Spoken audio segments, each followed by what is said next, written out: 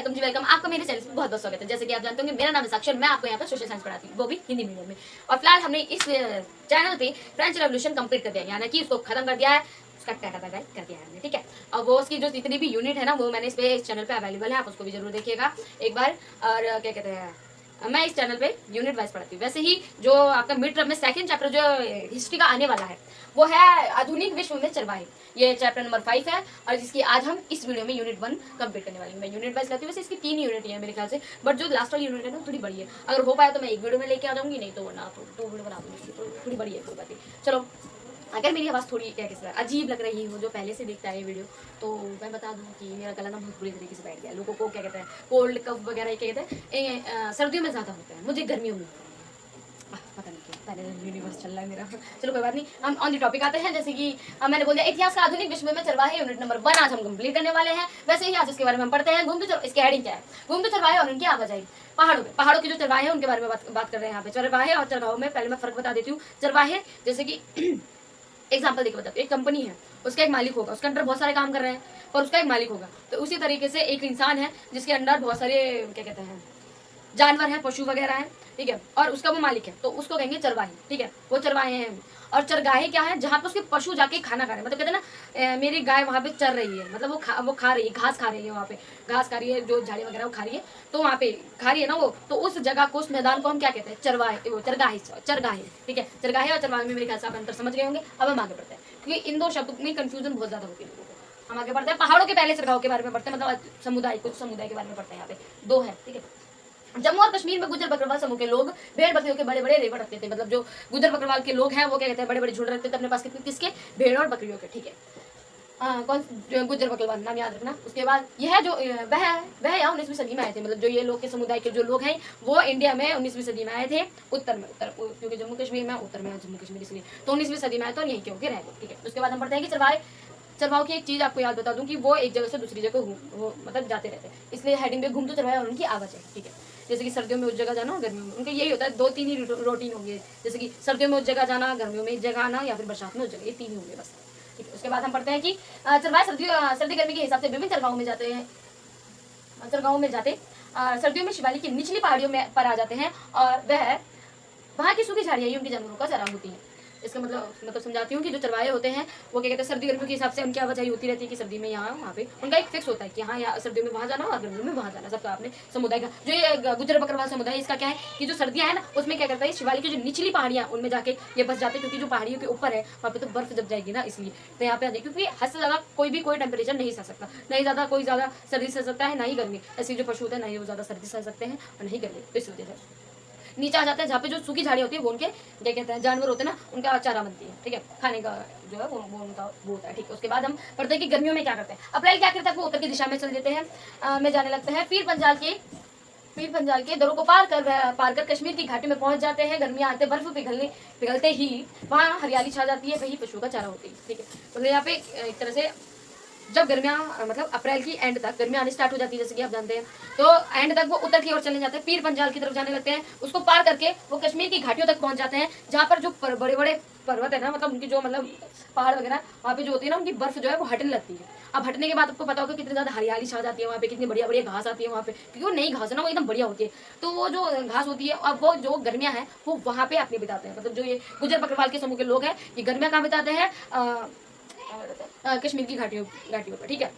जब वहाँ पे हरियाली आ जाती है वो जो खाना होता है वो उनके जानवरों के बड़े हष्ट-पुष्ट होता है और सेहतमंद होता है, क्योंकि वो नई घास है और अच्छी घास होती है, इस वजह से। तो ये सर्दी अपने कहाँ बिताते हैं, शिवालिक के निचले पहाड़ियों पे बिताते हैं। और चारा क्या होता है इनके पशुओं का, सूखी झाड़ियाँ, ठीक है। और गर्मियों में कहाँ जाते हैं ये, पीर पंजाल को पार कर कश्मीर की घाटी पर पहुँच जाते हैं, जहाँ पर जो बर्फ हट जाती है तो हरियाली छा जाती है और वही इनका जो पशु होता है उनका खाना होता है। एक समुदाय के बारे में पढ़ा। अब दूसरा जो पहाड़ों पे ही रहता है दूसरे समुदाय के बारे में पढ़ते हैं। नजदीकी पहाड़ियों में एक और समुदाय रहता है, हिमाचल प्रदेश में रहता है। हिमाचल प्रदेश में इस समुदाय को गद्दी कहा जाता है। ये भी सर्दियों में ही शिवालिक की निचली पहाड़ियों में बिताते हैं। मतलब ये जो लोग हैं ये भी इस जैसे कहते हैं गुजर बकरवाल के समूह की तरह ही अपनी जो सर्दियाँ है वो शिवालिक की निचली पहाड़ियों में बिताते हैं, ठीक है। वही सेम खाना भी क्या होता है, सूखी झाड़ियाँ होती हैं इनकी पशुओं का, ठीक है। उसके बाद हम पढ़ते हैं गर्मियाँ का बिताते हैं, गर्मी कहीं और बिताते हैं।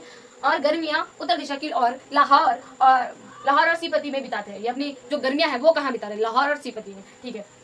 सीपति में बिताते सितंबर तक, वापस सर्दियों वाली जगह पे वो आ जाते हैं। मतलब इनका एक रूटीन होता है कि हाँ सर्दियों यहाँ बितानी है और जब गर्मियाँ आ जाएंगी तो वहाँ जाना है, और फिर दोबारा जब सर्दी आएंगी तो दोबारा वहाँ जाना है। ठीक है, 2 जगह बना रखी है इन्होंने। तो वही सर्दियों इन्होंने शिवालिक की निचली पहाड़ियों में बिताई है, अब ये गर्मियों लाहौर में सीपति में बिताई, अब दोबारा ये बरसात के मौसम में कहाँ जा रहे हैं, मतलब वहाँ सर्दियों वाली जगह पे। अपनी सर्दियों वाली जगह अपने जाने से पहले ही क्या करते हैं, ये क्या करता है कि पर जाने लगते हैं। वापसी के समय लाहौर व सीपीती के गांव में कुछ समय के लिए रुक जाते हैं। कहाँ रुक जाते हैं? लाहौर और सीपीती के गांव में। क्यों रुकते हैं? क्योंकि वहाँ ये गर्मियों की फसलों की कटाई करते हैं और सर्दियों की फसलों की बुआई करते हैं। मतलब वहाँ पे ये जो गर्मियों की फसल इन्होंने बो रखी होती है ना, गर्मियों की स्टार्टिंग में बो देते हैं और फिर जब सर्दियाँ आने लगती हैं तो वहाँ पे अब काटना है ना उनको, उन फसलों की उनकी कटाई कर देते हैं लाहौर और सीपती में। और फिर उसके बाद दोबारा से सर्दियों वाली फसल बो देते हैं। अभी जब दोबारा आएंगे गर्मियों वाली जगह पे, मतलब लाहौर और सीपती में, तभी दोबारा सर्दियों की फसल की कटाई कर देंगे, गर्मियों की कर देंगे और जाते टाइम फिर से उनकी गर्मियों की कटाई करेंगे और सर्दियों की बो देंगे। ठीक है, ऐसा होता है। अभी हमने पहाड़ों में रह रहे 2 समुदाय के बारे में पढ़ा है। ठीक है, उसके बाद हम पूर्व में रह रहे हैं। अभी हमने उत्तर के बारे में बात करा,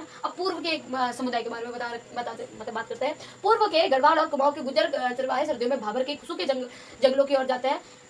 भाबर के सूखे जंगलों में सब चीज़ सेम ही है। क्या होगा? वहाँ पे सूखी झाड़ियाँ ही होंगी जो उनकी चरवाहे, मतलब जानवरों को खाने की चरगाहें होंगी। ठीक है, खाने की जगह होंगी। ठीक है, सूखी झाड़ियाँ होंगी। और वो कैसा एरिया होगा भाई? ऑफकोर्स अगर वो सर्दियों में जा रहे हैं तो कोई थोड़ा गर्म एरिया होगा, बारिश जहाँ थोड़ी सी कम होगी, थोड़ा ढका हुआ एरिया होगा, ऐसा होगा ना। तो भाई भाबर के सूखे जंगलों की ओर जाते हैं। गर्मियों में ऊपरी घास के मैदानों बुगियाल की ओर चल देते हैं। अभी ये कैसा एरिया होगा? अब ऑफकोर्स ये ऐसा होगा ना जहाँ पे हरियाली होगी, अच्छी अच्छी घास होगी, क्योंकि सर्दी होगी तो मतलब ऑफकोर्स वो एरिया ढके होगा। सर्दी के पकड़ने के बाद कैसा आएगा भाई? हरियाली घास होगी, अच्छा। लेकिन इमेजिन करके देखो ना, तो वैसा ही अब होगा। अब ये मत समझो कि अरे ये कैसा लिखे हमारे इतना 5 नंबर में क्वेश्चन है, हमें तो बस इतना नहीं आता है कि ये 2 जगह है। आप इसको भाई क्यों नहीं लंबा करके लिख सकते हो? आप लिख दो ना सीधा भाई, दूसरे का पूरा उठा के लिख दो। वहाँ पे कि बाबर जगह कैसी होगी वो भाई? वहाँ पे सूखी झाड़ियाँ मिलती होंगी, वहाँ पे थोड़ा ऐसा कम बारिश होती है, मतलब ऐसा तुम लिख सकते हो ना। उसके बाद दूसरी क्या होगा कि वहाँ पे क्या कहते हैं हरियाली छाई होगी, बर्फ पिघलने के बाद हरियाली आ जाती है, वो जो घास होती है वो उनके जानवरों के लिए बहुत सेहतमंद होती है। तो ऐसा करके तुम लिख सकते हो। ठीक है भाई, मेरे पे डिजिटल बोर्ड नहीं है जो मैं एकदम बड़ा करके लिखूँ। ठीक है, तो मैं जो मतलब इंपॉर्टेंट चीज़ जो समझने के लिए ज़्यादा हो वो मैं यहाँ पे लिख देती हूँ, बाकी जो थोड़ी बहुत छोटी मोटी होती है वो मैं बोल देती हूँ, जैसे कि अभी मैंने बोला। ठीक है, उसके बाद हम पढ़ते हैं। उसके बाद हमने पहाड़ों में रह रहे हैं, सर्दी वाली जगह पे पहाड़ों की में रह रहे हैं लोग, मतलब चरवाहों की जो समुदाय होते हैं ना उनके बारे में पढ़ा है। 3 के बारे में पढ़ लिया हमने। उसके बाद 1.2 जो होती है पहाड़ी मैदानों और रेगिस्तानों में, इसकी हेडिंग है। ठीक है, उसके बाद हम पढ़ते हैं कि घाघर महाराष्ट्र का एक जाना माना समुदाय है। 20वीं सदी में इसकी आबादी 4,67,000 थी। उसमें से अधिकांश गढ़िए अथवा चरवाहे थे। इसमें घाघर की बात करी गई है और ये क्या है? महाराष्ट्र में रहने वाला समुदाय है चरवाहों का। ठीक है, और इसकी जो 20वीं सदी में जो आबादी थी वो थी 4,67,000। उसमें से अधिकांश मतलब खासकर जो लोगों का समुदाय था वो थे गढ़िए अथवा चरवाहे थे। ठीक है, उसके बाद बात करते हैं हालांकि कुछ लोग कंबल और चादरें भी बनाते थे। इसमें से कुछ लोग क्या करते थे? कंबल और चादरें भी बनाते थे, जबकि कुछ भैंस पालते थे। ठीक है, उसके बाद हम बात करते हैं कि घाघर गढ़िए बरसात के दिनों में महाराष्ट्र के मध्य पठारों में रहते हैं। ये लोग कहाँ रहते हैं? मतलब बरसात के मौसम में कहाँ रहते हैं? बरसात के मौसम में ये महाराष्ट्र के मध्य पठारों में रहते हैं। यहाँ बहुत कम वर्षा होती है, महाराष्ट्र में बहुत कम वर्षा होती है। यहाँ की मिट्टी भी कम उपजाऊ। अब देखो वर्षा कम होगी तो मिट्टी भी कम ही उपजाऊ होगी, भाई लॉजिकल सी बात है। ठीक है, फिर भी मैंने लिख दिया यहाँ कटीली झाड़ियाँ होती है। वर्षा कम होगी तो ऑफकोर्स कैसी भाई पेड़ पौधे होंगे वहाँ पे? ऐसा लाइक बढ़िया तो पेड़ पौधे होंगे नहीं वहाँ पे। ऑफकोर्स वो होंगे ना जैसे कटीले पौधे जिनमें पानी की कम जरूरत पड़ती है, वो वाले होंगे, तो कटीले झाड़ियाँ होती हैं। बाजरे के अलावा यहाँ पे कुछ नहीं उगाया जाता क्योंकि बाजरे में ज़्यादा थोड़ा कम उपजाऊ होनी चाहिए ना। तो यहाँ पे सूखी जैसे जो होते हैं ना सूखे सब्जी, मतलब सब्जियाँ बोल रही हूँ, जो खाने की चीज़ होती है, उसके अलावा कुछ नहीं उगाया जाता। बाजरे के अलावा यहाँ पे कुछ नहीं उगाया जाता, सूखा है। ठीक है, उसके बाद मानसून में यहाँ पट्टी धागरों में पशु के लिए एक विशाल चरगाह बन जाता है। मानसून के समय में जो क्या कहते हैं ये जगह है, ये जो उनके पशु है उनके लिए बहुत बड़ा चरगाह बन जाता है, मतलब बहुत बड़ा मैदान हो जाता है एक तरह से मतलब चरने के लिए।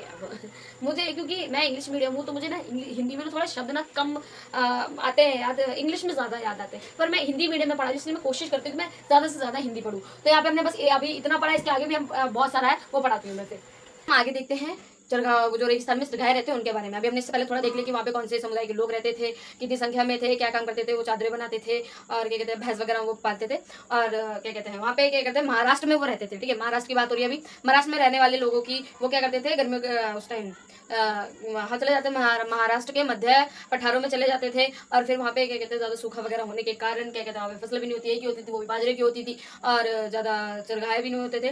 तो उसके बाद हम पढ़ते हैं, इससे पहले हमने ये पढ़ा। उसके बाद हम पढ़ते हैं कि अक्टूबर के आसपास बाजरे की कटाई करते थे, वो अक्टूबर के आसपास करते थे, ठीक है। बाजरे की खोज में पश्चिम में निकल जाते थे और करीब 1 महीने तक पैदल चलकर कोंकण की में जाकर डेरा डालते थे। अच्छी वर्षा उपजाऊ की मिट्टी के कारण यहाँ अच्छी फसल होती थी। अब वो क्या करते थे कि चरगाहे मतलब जहाँ पशुओं को खाना खिलाते हैं, पशुएं चलते हैं, ठीक है, तो वहाँ उसकी खोज में निकल जाते हैं, पश्चिम की तरफ निकल जाते हैं और वहाँ कहाँ जाते हैं, वो कोंकण में जाते हैं। 1 महीने पैदल चलने के बाद कोंकण में जाते हैं जहाँ अच्छी वर्षा होती है, उपजाऊ मिट्टी होती है, मतलब वहाँ पे फसल भी अच्छी होती होगी, जाहिर सी बात है। कोंकण कृषि इन चरवाहों का दिल खोलकर स्वागत करते थे। क्यों करते थे? क्योंकि उस समय उनकी जो कृषक होते थे ना, मतलब जो फसल का मालिक जो है कृषक, किसान, वो जो किसान लोग होते थे, जो उनकी जो खरीफ की होती है ना, मतलब जो बरसात के मौसम की जो फसल होती है ना, वो ना कटने पे आती है। तो वो जो खरीफ की फसल होती है उसकी कटाई कर रबी की फसल की बुआई दोबारा उपज बनाना होता है, मतलब दोबारा से जो जमीन होती है उसकी उपज खत्म हो जाती है, तो उसको दोबारा से उपजाऊ बनाना होता है। वो कैसे बनाते हैं उसे, ठीक है, तो कैसे बनाते हैं उसके आगे हम पढ़ते हैं कि फसल के लिए दोबारा उपजाऊ बनाना होता है।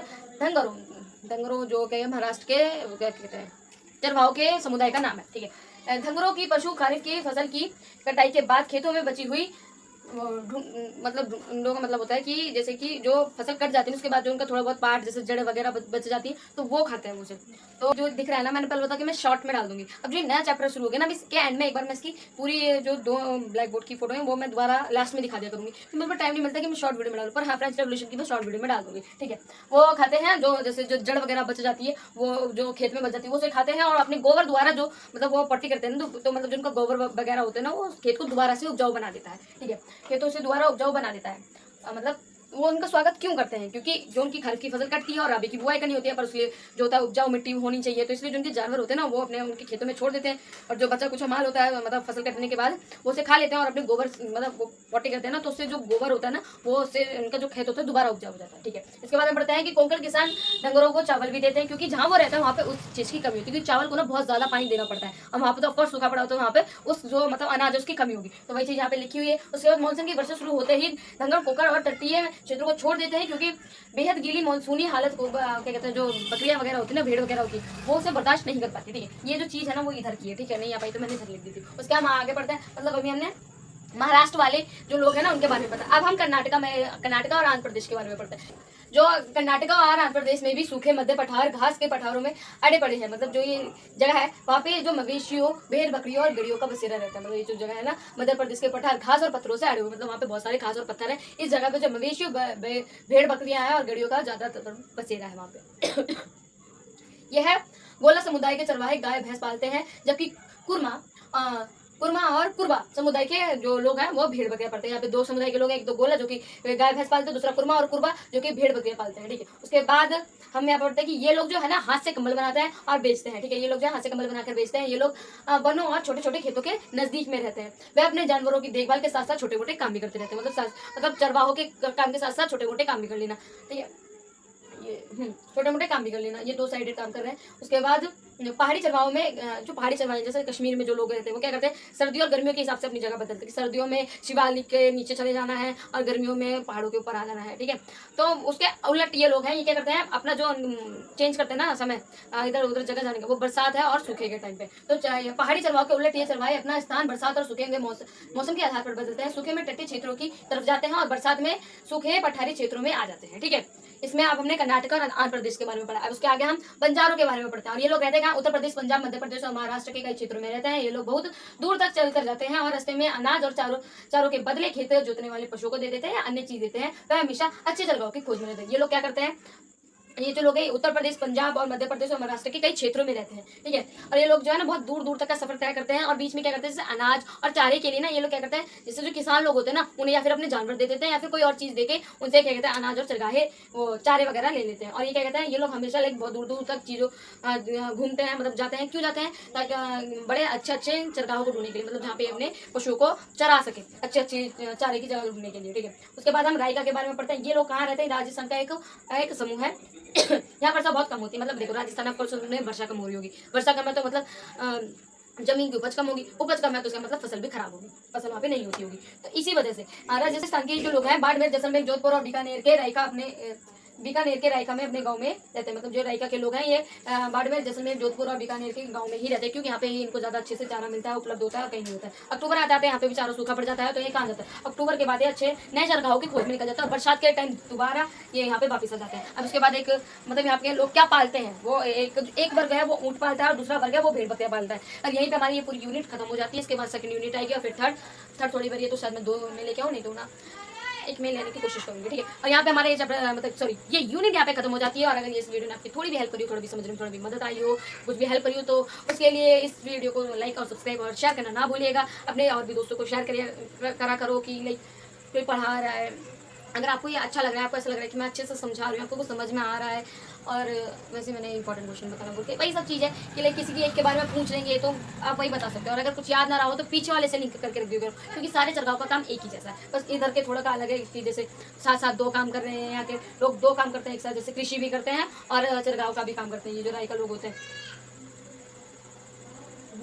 चारा उपलब्ध होता है, कृषि और चरवाही का भी काम करता है, ठीक है, 2 काम करते हैं, ये भी 2 काम करता है, अपने जानवरों को देखभाल के साथ साथ छोटे मोटे काम करते हैं, तो ये 2 काम करते हैं, इनका थोड़ा सा अलग है। बाकी सबका तो ऑलमोस्ट एक ही होता है कि सर्दी और गर्मियों में अपने आप को बदलना है, इनका अलग है, इनका अलग है कि बरसात और सूखे में बदलना, ठीक है। बाकी तो साफ कुछ सेम होता है। यहीं पे हमारी जो यूनिट है यहीं पे खत्म हो जाती है। क्वेश्चन पूछे जा सकते हैं, क्या किसी एक समुदाय के बारे में पूछ रहे हैं, उनके बारे में बताना, नहीं समझ में आ रहा है तो पीछे वाले से लिंक कर लो पास, और कुछ ज़्यादा नहीं पूछा जाता है, MCQ में पूछ सकते हैं बस। और यहीं पे हमारी ये यूनिट खत्म होती है। अगर आपको थोड़ी भी पसंद आई हो, उसने थोड़ी सी भी आपकी हेल्प किया तो उसको शेयर करना ना भूलिएगा, लाइक करना ना भूलिएगा, और सब्सक्राइब करना भी ना भूलिएगा, क्योंकि यहाँ पे मैं मेहनत करती हूँ तो मुझे भी अच्छा लगता है जब लोग मुझे सपोर्ट करते हैं, लाइक मिलते हैं, व्यूज मिलते हैं, तो मुझे भी अच्छा लगता है, मेरे भी हिम्मत बनी रहती है कि ऐसी और अच्छी वीडियो लेके आऊँ। कुछ गलती हो रही तो उसे सही करूँ। जैसे कि मुझे लगता था कि मेरी राइटिंग बेकार है, मेरे पापा बोले थोड़ा सा इंप्रूव करो, इसमें तो थोड़ी खराब आ गई क्योंकि मैंने इसमें जल्दी लिखा, लेकिन उससे पहले मैंने कोशिश करी जितना अच्छा लिख सकूँ मैं। फायदा हुआ मेरी हैंडराइट खराब है, लेकिन फिर भी मैं कोशिश करती हूँ मैं जितना अच्छा हो सकता है मैं वहाँ उतना लिख सकूँ। तो ये मोटिवेशन मुझे कहाँ से मिलता है, तभी मिलता है ना जब आप लोग लाइक करते हो, या फिर व्यूज आते हैं, या फिर आप शेयर करते हो, तभी तो मुझे मिलता है ना। तो ऐसा ही मेरा भी हौसला बनाए रखने के लिए इस वीडियो को लाइक, शेयर और कमेंट करना ना भूलिएगा, प्यारे प्यारे से कमेंट कर दीजिएगा, और शेयर भी करना ना भूलिएगा।